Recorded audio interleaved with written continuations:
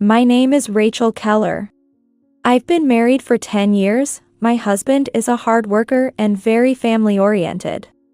He's quite meticulous, and sometimes we go out as a family on his days off, just a regular family, really. He also treats my parents with great respect, and I think he's just the perfect husband. However, I recently caught him coming out of a hotel with his mistress. I couldn't believe my eyes, but it was unmistakably my husband, Stephen. The mistress looked younger than me, radiant. Oh, so he has someone he likes. That was my first thought. I'm pretty straightforward, often told by my parents that I'm super positive, clear and open. Perhaps because of this, my motto has always been to accept what comes and not chase what goes. When we got married, I had decided that if Stephen ever fell in love with someone else, I would gracefully step aside. And with all the men I've dated before, whenever they said they found someone else, I've always let go completely and moved on. So, it should be the same this time. But the fact is, seeing them arm in arm, looking so close, it really hurts. But there he is, looking so happy. Seeing my husband's face like that, I felt a storm raging inside me. So I approached them. Stephen, not expecting to run into his wife in front of the hotel, couldn't hide his shock. Rachel. Huh? Who's this? The woman looked back and forth between me and Stephen, clearly puzzled. No wonder she was confused. Stephen. Rachel, this is, well. I was in the way of your happiness, wasn't I? Those were the words that came out of my mouth. No, it's not like that. There's a reason for this. It's okay. I'm sorry. With that, I turned on my heel. Stephen was shouting, "No, it's not what it looks like," but the woman clung to his arm, preventing him from chasing after me. I started running away from Stephen. After running for a while, when I was sure he wasn't following, I stopped to catch my breath. Then, I reflected on what had just happened. No matter how many times I think about it, him coming out of that hotel means it's an affair. Or maybe it's serious. If that's the case, then he has chosen someone else over me. I began to walk slowly, pondering how things got to this point. No matter how straightforward I am, the betrayal still hurts. Although I used to decide on breakups easily, now that we are married, separating is painful.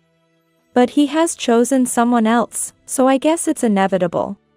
I tried to convince myself, but my vision blurred all the same. Before I knew it, tears were streaming down my face. Our marriage was blissful. Even when I was busy with work, Stephen never complained and willingly did the nursery drop-offs and pickups. When our child had a fever, he'd take time off work to care for her.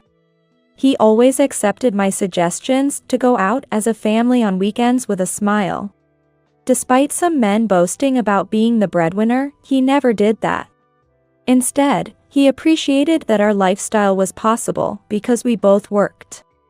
That's why I was able to focus on my career, start my own company, and expand the business. Out of gratitude to him, I bought a new house for my in-laws and gave him more than enough pocket money. No matter how tired I was, I tried to handle housework, childcare, and work to prevent him from getting stressed. I made time to visit his parents' house and show them their grandchild. It was all for my husband, who always cared for me and for our family. I believed our life together would last forever. I strived to be a good wife for that very reason. But perhaps Stephen had some complaints. I've heard that a husband's affair is sometimes blamed on the wife. That it's the wife's fault, leading the husband to be captivated by another woman. In the end, it's all my fault. Perhaps he had grievances, but just never expressed them. Maybe I was too complacent, thinking everything was fine and depending too much on him. If that's the case, then maybe separating is really for the best, for his sake. If I love him, I should cleanly break it off and wish for his happiness. I know this without anyone telling me. Yet, for some reason, the storm in my heart won't subside. Why? No matter how many times I ask myself, I can't find an answer. I keep walking, and seeing other couples makes the pain surge anew. I had that phase with him once, so where did it go wrong? Why did it come to this? I always thought family was the most important thing, but it seems he wanted to prioritize being a man over family. This is a betrayal. A betrayal of the marriage vow. The anger of being betrayed. Yet, what I feel is not anger but pain and sorrow. And regret for not being able to make my husband happy. How could this happen? Then, a new storm hit. What about our daughter? It's not just me who's been betrayed. What will happen to her? She adores her dad and thinks living with him is her happiness. Yet, he betrayed her too. Should I forgive him? Should I? Thinking of our child only deepens the agony. Lost, I find myself reflecting on our married life. Those happy 10 years. They weigh heavily on me. If only I could pretend I never saw it. If only I could act as if nothing happened. Would everything then stay the same? But can I truly call that happiness? As night fell, I walked towards the home where my daughter was waiting. When I saw the lights of our house, I stopped. And there, I made a decision for the sake of my daughter waiting for me. Stephen came home late at night. What had he been doing? Spending a pleasant time with his mistress, perhaps? While waiting restlessly for him, I cooked dinner as usual, fed our daughter, faked a smile to conceal my feelings, and put her to bed at 9 p.m. with a goodnight kiss. Was there ever a night as painful as this? No, even on nights when I was too tired to move, none were as painful as this. The storm inside calmed, leaving a gaping void in its place. A hole so deep and dark. As my daughter fell asleep, I placed the divorce papers on the table and waited for Stephen's return. When I saw the lights of the house, I turned back, thinking of the divorce papers I had picked up from the office. To think that in the 10th year, I'd be looking at such a document.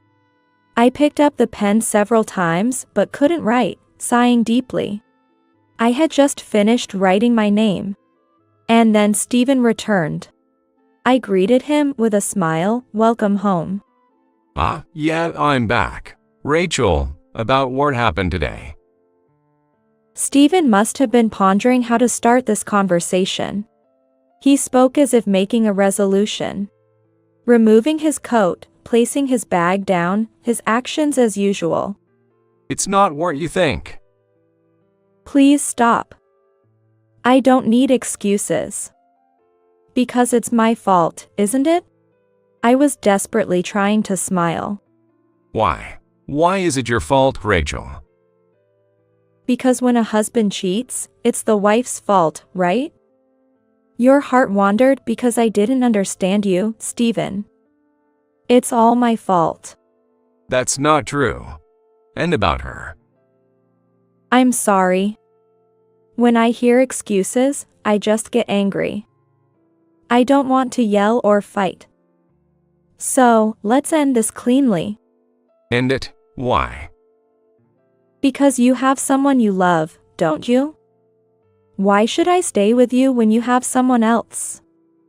That won't make you happy. I don't want to leave you, Rachel.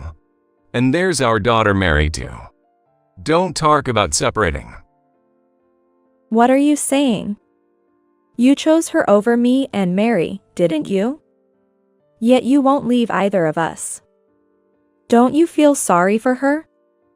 That's just sad for her. No, it's different. It's not that serious with her. Not serious? That's a lie. I don't know what kind of relationship you want, but I think she's serious. I've had you all to myself for 10 years. So now, I'll step aside for her. I think that's best for both of us. I want you to be happy. I am happy enough. Please, sign this. Your happiness is my happiness. No, I'm sorry. Please, I don't want to break up this family. It's not about breaking, Stephen. You're just starting a new life. I don't think of it as breaking. I love you so much that I just want you to be happy. Please sign this. I don't want to stand in your way any longer. Rachel. No matter how much Stephen said he didn't want a divorce or tried to talk about starting over, I had no intention of stopping the divorce. Finally, Stephen gave in and signed the papers. I'm sorry, Rachel. It's all because I harbored feelings for another woman that I made you write this divorce paper. It's okay, don't worry about it. Remember what I said when we got married? If you ever fell in love with someone else, we would part ways cleanly. I never thought you could actually do it.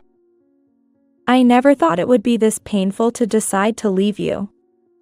But if staying with me means you miss out on happiness, then it's better we part ways. Why can you sacrifice yourself so much? You should be scolding me, throwing your anger at me. It would be easier for me. You might find it easier, but I won't do something just to make you feel better. I don't want to end in a fight. If you and she can be happy, then that's my happiness. So I won't throw my emotions at you. I'm not that kind.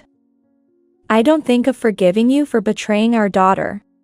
Being treated kindly can be painful, right? You care about me that much. Rachel, you're like a goddess. A goddess, huh? I wonder what happens when you betray a goddess. Divine retribution can be quite painful, you know. But then again, it's not a god but me, a human, who'll deliver it. Before we divorce, there's something I want to know. What is it? Why did you have feelings for another woman? What was wrong with me? No, Rachel, there was nothing wrong with you. You were a perfect wife. It was just my weakness. So, I wasn't at fault? Yeah, maybe too perfect, if anything. Too perfect? Yeah, you were too perfect, and it made me lose confidence. Maybe that's why my feelings shifted towards something imperfect. What? That's no excuse at all. So, can you tell me about her? Her name, age, what does she do? Her name is Sarah Parker. She's 35. Works at a cafe. I used to frequent that cafe, and that's where we became acquainted. I thought she was cute and struck up a conversation. We started going out for meals, watching movies, and gradually, my feelings shifted. She must be very cute then. Yeah, exactly. All right, thank you. You can have this luxury condo. What? I'll be taking custody of our daughter. That's enough for me. It's not easy to find a place like this, and you'd want to live in a nice home as newlyweds, right? What will you do, Rachel? I'll look for another apartment. But can you wait a week? I need that time to find a new place. No, you should stay here, Rachel. It's too big here. And living in this room, filled with our memories, would be too painful for me. I see. All right, thank you. She'll probably be happy about it. No, don't mention it. I'll fully support your happiness. I said this with a broad smile on my face. The next day, I visited my in-laws' house to apologize to George and Diana, who had always treated me like their own daughter and loved my daughter, for not being able to keep Stephen's heart. George, Diana, I'm really sorry. I couldn't hold on to Stephen's heart, it's all my fault. He had an affair, really? Yes, so I got him to sign the divorce papers. I'll be leaving the current apartment within a week. Then, he can remarry her with no holds barred. How could this happen? Why divorce? It's my fault. So, I thought stepping aside is the best way for Steven to be happy. It's not your fault, Rachel. He's the one who did wrong. Well, if you can't forgive that, then divorce is inevitable, I guess. I'm truly sorry for being such an imperfect wife and causing George and Diana distress. I spoke earnestly, blaming myself for my husband's infidelity and apologizing sincerely. George and Diana understood and said it's Stephen who should be apologizing. Poor Mary, if that's the case, it can't be helped. Yes. I'll have custody of our daughter.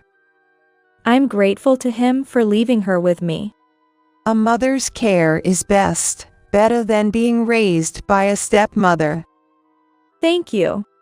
I expressed my gratefulness sincerely and left my in-laws' house, never to return. Leaving there, I went straight to the district court to submit the divorce papers. Then I began looking for a new apartment, moving out of the familiar condo within a week. After moving, I decided to meet with the mistress. She must have heard about the divorce from Stephen. She appeared before me, looking triumphant. You're Sarah Parker, right? Yes, that's right. I submitted the divorce papers about a week ago. I believe they have been accepted, so you can remarry now. Huh? You're planning to remarry, right? Yes, I suppose. So, why did you want to meet me? Just to inform you about the divorce. I have to make sure you know you can remarry since he might not have told you. Huh, I knew about the divorce, but I didn't think you'd actually do that. Are you really that kind? Well, who knows? But I've decided to support you too. Why would you support us? I took your husband, you know? True, you could say you took him, but he chose you. So, I've decided to support you too in finding happiness. If you don't become happy, then my stepping aside would be meaningless. Huh, you really are strange. She called me foolish. But Fu is truly the foolish one. I don't think affairs are as sweet as she believes. Do you know about my husband's job? Job? Yes, what does he do? I don't know the details, but I know he was headhunted by a major company and became a department head. Yes, that's right. He's a department head with a high salary. Letting go of a man with such a high salary, are you okay with that? I've lived with him for 10 years. Now it's your turn to be happy with him. I'm fine with it. Such a kind person. But I will take alimony and child support. That's fine. He's a department head, after all. I don't know how much the alimony is, but it's probably nothing for him. Child support isn't much monthly either. Maybe he could pay the lump sum amount until your child reaches adulthood. That way, we can sever ties. That would be helpful, but it should be until she graduates college, not just until she's an adult. That's no problem at all. Don't you think he has enough money for that? If it means cutting ties with you, I'd prefer he pays it all at once. Then please suggest that to him. I will. He listens to everything I say. Good. We've moved out, so you two should live in that luxury condo.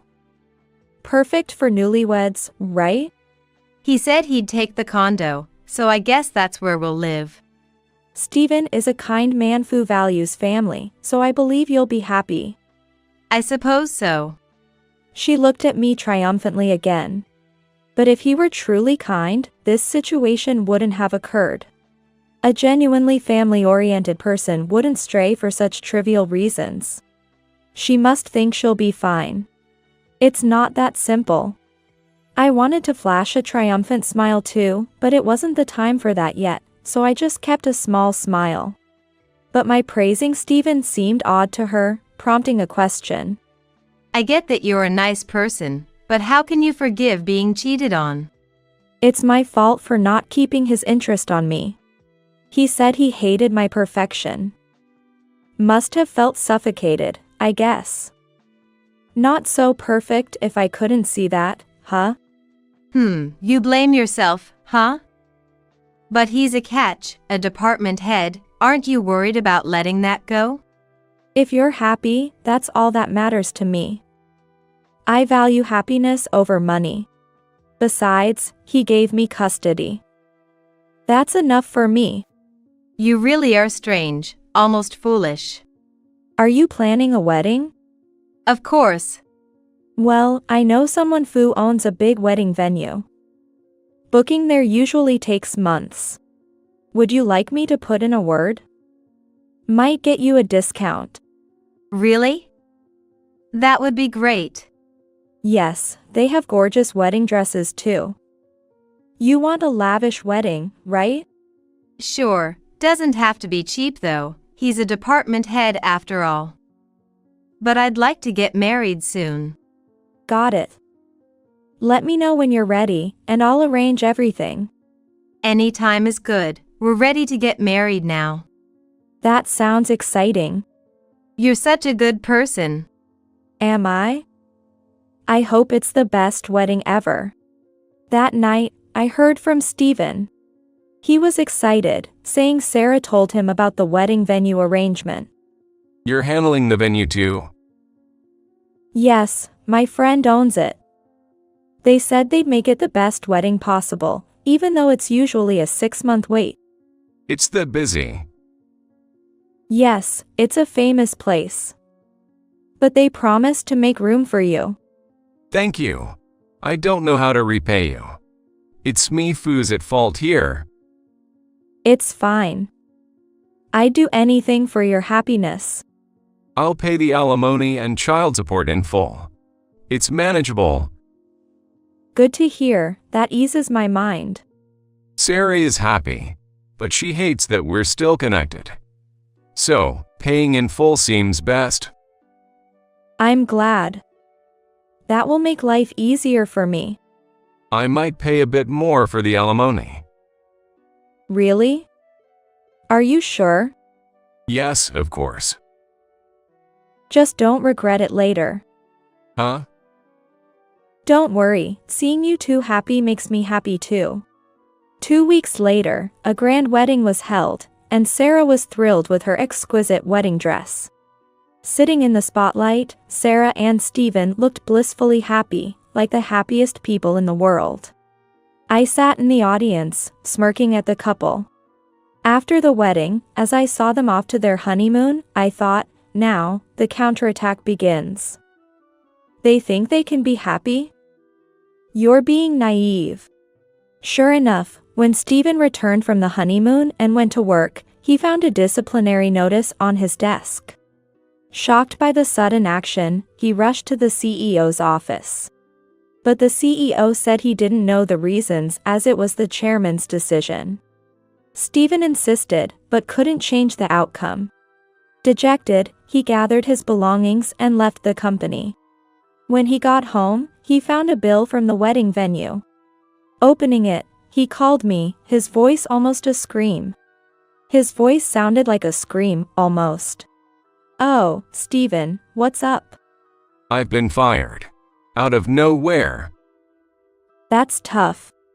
I don't understand why I was let go. Really? No idea why. None at all. I haven't made any big mistakes, and now this disciplinary action. The chairman made the decision, and I can even meet him to find out why. The CEO just tells me to leave. Well, that's unfortunate, isn't it? It's not just unfortunate. But, come on, saying that. And now, there's this huge bill from the wedding venue you introduced. That makes sense. It was a grand wedding. Sarah's wedding dress alone must have cost around $40,000. I thought it was quite a pricey one you picked. That's why the bill is so enormous. And on top of being fired. But the venue can't be helped. Being fired and the venue are unrelated. Can we get the venue price reduced? That's impossible. They already gave us a friend's discount. Can't ask for more. But I don't have the money now. You had the money for such an expensive wedding, right? That was before I get fired. And now I'm even getting billed for the condo rent. Well, of course. Why? Shouldn't it be paid for? It's a rental, Stephen. Rental. I thought we bought this condo. Didn't you know? It's a rental. Since we could rent the luxury apartment for a reasonable price, I passed it on to you. You can't rent the penthouse in a tower for that amount, you know. But I don't need it. It's fine for a family, but it's just me and my daughter. I can't believe it's a rental. You thought you owned it? Yes, exactly. That's unfortunate. But now there's nothing you can do about it. If it bothers you, just move out. She's complaining. Why do we have to move out of the luxury condo when we just got it? I told her we have no money, but she doesn't care. Plus, we paid for the honeymoon with credit cards, and the bill is coming in 2 months. There's no way we can pay it. Well, that's your problem, not mine. You were the ones who spent the money. But this means misery, not happiness. Can you lend us some? Give back the alimony and child support I paid in full. That way, we can get by for now. No way, I'll never see that money again if I lend it to you. Oh man. Why was I fired? Because you had an affair. What? How do you know the reason? If that's true, what a terrible chairman.